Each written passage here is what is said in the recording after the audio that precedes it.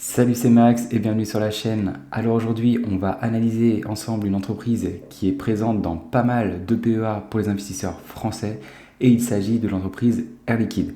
Donc dans un premier temps, on va vraiment regarder les fondamentaux de l'entreprise pour savoir si elle est de bonne qualité et donc si toi tu pourrais l'ajouter à ton portefeuille. Et ensuite, on essaiera de trouver un prix d'achat idéal pour que toi tu puisses réaliser de bons rendements.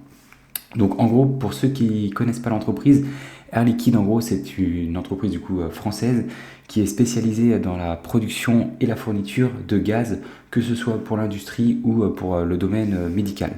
Donc en gros c'est du gaz qui est utilisé dans des procédés de fabrication en industrie ou qui est utilisé à des fins médicales, donc que ce soit, je ne sais pas, pour des aides respiratoires, pour des chirurgies, etc. Donc du coup, c'est parti pour analyser cette entreprise. Donc déjà, dans un premier temps, comme chaque entreprise, une des métriques qui est super importante, ça va être de regarder l'endettement de l'entreprise. Et ce qu'on veut, c'est vraiment que l'endettement soit nul ou autrement qu'il soit maîtrisé. Et donc pour ce faire, moi personnellement, mon critère pour valider que l'endettement soit maîtrisé, je m'attends à ce que l'entreprise puisse rembourser à la fois sa dette long terme, mais aussi sa dette nette en moins de 5 années de free cash flow. Donc ce qu'on va faire, on va prendre du coup ici nous notre free cash flow au cours des 5 dernières années, qui est de 2,50 milliards.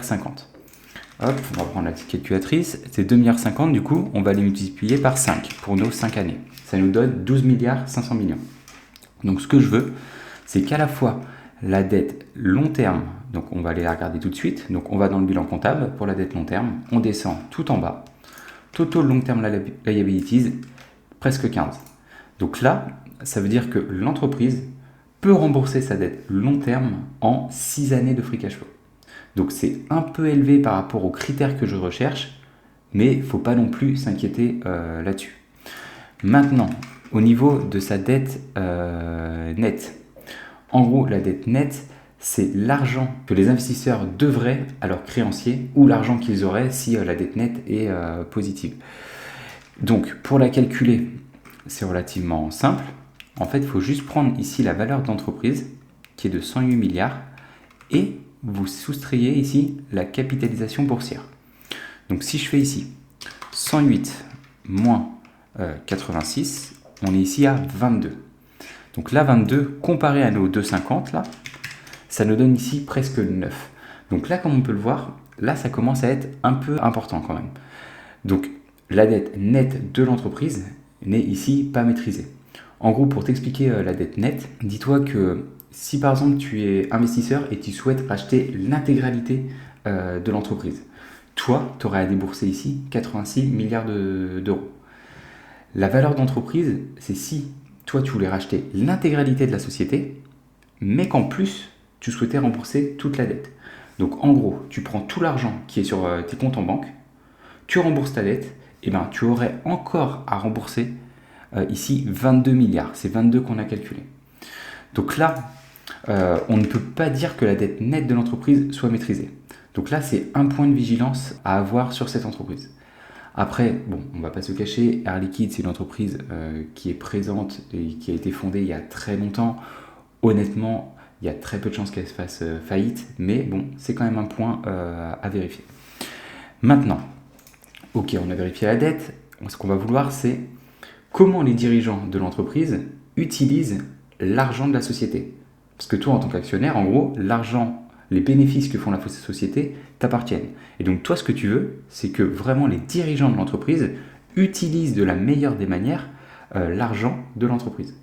Et donc pour ce faire, moi je regarde 3 indicateurs qui sont ici la rentabilité des actifs, donc là qui n'a pas réussi à être calculé par ce site, la rentabilité des capitaux propres, et ici le ROIC qui est la métrique la plus importante que je regarde, qui est la rentabilité des capitaux investis. Et en gros, le ROIC, ça prend en compte à la fois l'argent qui va être issu ici des capitaux propres, mais aussi l'argent qui est issu, comme on l'a vu ici, de la dette. Et donc ce que je veux, c'est vraiment que ces 3 métriques soient de minimum 12%. Donc là, comme on peut le voir, bon, on ne peut rien en conclure pour le ROA. Le ROE, ok, on est au-dessus. Par contre, le ROIC, qui est la métrique que je regarde le plus, là, on est à peine 8%. Donc là, on ne peut pas dire que l'entreprise utilise efficacement son argent. Donc là, c'est un point négatif pour ma part. Maintenant, au niveau des marges, comme on peut le voir ici, l'entreprise a des marges brutes de 32%, ce qui est intéressant, et ici des marges nettes supérieures à 10%, entre 10 et 11%. Moi personnellement, je recherche des entreprises avec au minimum une marge nette de 10%, donc là, ok, c'est pas trop mal. Et toi, si tu es un investisseur sur les dividendes, la chose qui t'intéresse probablement, c'est de savoir quel est le rendement de ce dividende. Donc comme on peut le voir ici, l'entreprise a versé à ses actionnaires ici 1,580 milliard de dividendes, ce qui correspond ici quand même à un rendement de 1,83%. Et ce qui va être important de savoir, c'est est-ce que ce dividende, il est pérenne ou non dans le temps. Et donc pour ça, ce qu'on va faire, eh bien, on va calculer le payout ratio. Et pour le calculer, eh bien, on va diviser le dividende versé par le free cash flow moyen au cours des 5 dernières années. Donc si je prends ici 1,58 divisé par mes 2,50 fois 100, on est ici à 63%. Donc on a repris bien sûr cette métrique. Donc 63%, c'est le payout ratio de cette entreprise. Moi personnellement, en tant qu'investisseur, moi je ne recherche pas des entreprises qui versent d'énormes dividendes. Et ce que je veux surtout, c'est que l'entreprise utilise la majeure partie de son free cash flow pour faire autre chose que de les distribuer à ses actionnaires sous forme de dividendes. Ce que je veux, c'est que soit par exemple l'entreprise rembourse sa dette, qui réalise des acquisitions, qui rachète ses propres actions ou qui réinvestit en elle-même. Donc là pour le coup, je trouve que ce payout ratio est relativement important. Donc attention, oui, normalement, il devrait être relativement pérenne dans le temps. Mais bon, l'entreprise va peut-être commencer à réduire ses augmentations annuelles de dividendes. Après, on ne va pas se le cacher, quand on voit des indicateurs de rentabilité relativement faibles, au final, c'est pas plus mal que l'entreprise verse une grande partie de son free cash flow à ses actionnaires, puisque de toute façon, elle a du mal à utiliser efficacement son argent. Donc voilà. Alors maintenant, avec tout ce qu'on a vu, il va nous rester encore 4 indicateurs. Il y en a 3, ça va être sur la croissance. Ce qu'on veut, c'est toujours qu'il y ait de la croissance au niveau de cette entreprise. Donc on va regarder à la fois une croissance au niveau du chiffre d'affaires, au niveau du résultat net et au niveau du free cash flow. Et ça, on ne va pas le regarder d'une année sur l'autre, parce que ça n'a pas vraiment de sens. On veut une moyenne globale, donc on va le regarder sur les 5 dernières années. Donc en 2019, le chiffre d'affaires était de quasiment 22 milliards, cette année 27 milliards. Ok, c'est pas mal, belle augmentation. Après, attention, comme on peut le voir ici, il y avait une diminution jusqu'en 2020, une petite augmentation en 2021, forte augmentation en 2022, et là, ça rebaisse à nouveau. Donc là, j'ai cherché un peu, en fait, il y a eu une forte augmentation entre 2021 et 2022, c'est parce qu'il y a eu une acquisition réalisée par Air Liquide. Donc là, on va dire, oui, ok, cette métrique est validée, mais attention, cette croissance n'est peut-être pas forcément organique.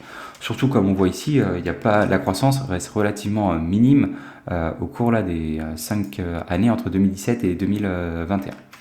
Ok, donc maintenant, au niveau du résultat net, lui, il est passé en 2019 de 2,24 milliards à cette année 3,08 milliards. Ok, encore une fois, on coche cette métrique. Et pour finir, le free cash flow, lui, il est passé en 2019 à 2,08 milliards, cette année 2,66 milliards, ok c'est pas mal, le free cash flow a augmenté plus rapidement que le résultat net, ça c'est vraiment ce qu'on veut voir parce que le résultat net, on va dire que c'est un indicateur qui peut être facilement manipulé par les experts comptables, là où le free cash flow peut être lui aussi manipulé par les experts comptables, mais c'est beaucoup plus compliqué. Le free cash flow c'est simple, c'est en gros la différence entre l'argent qui rentre et l'argent qui sort.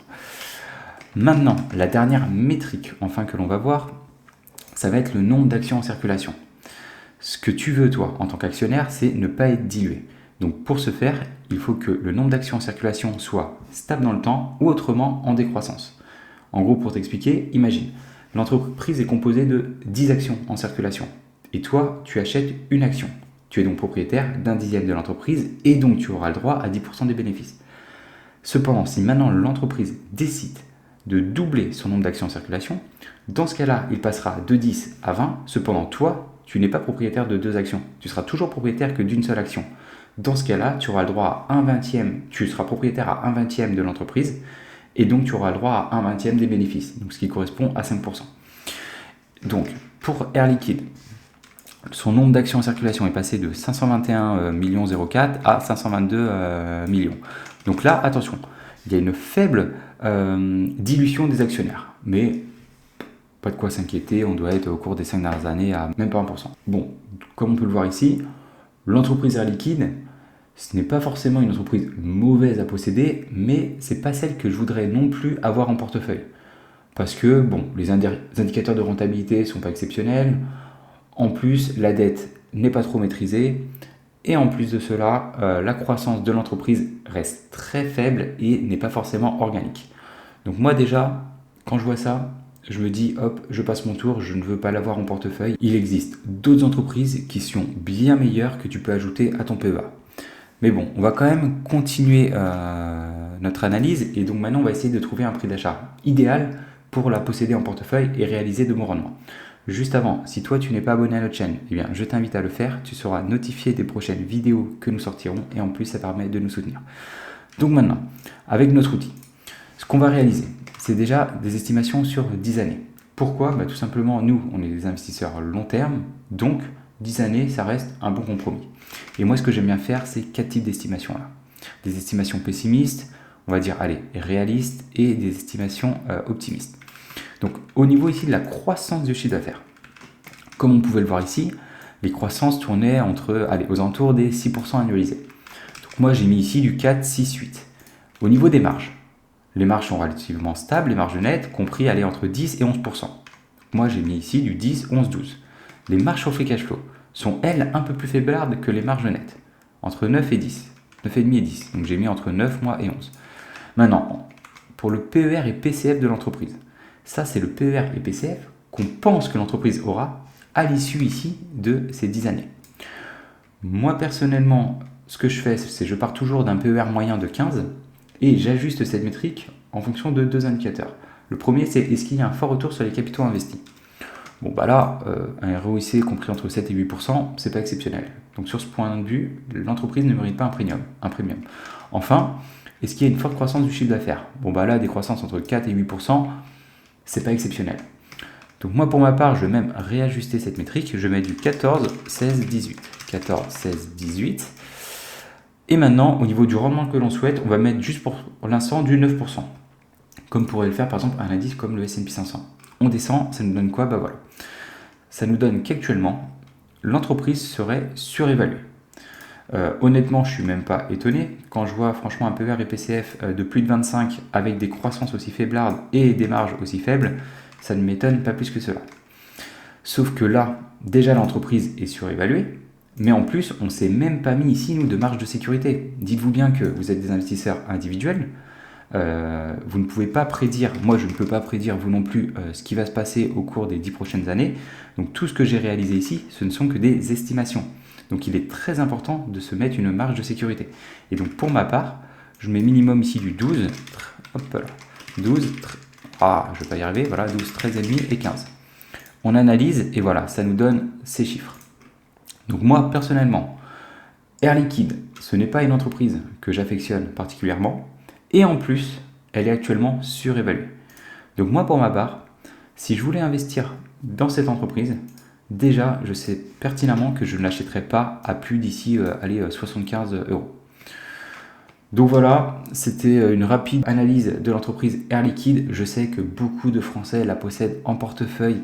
Ils ont un programme d'action où si vous en possédez 10, vous allez ensuite pouvoir en récupérer toutes les 10 actions détenues.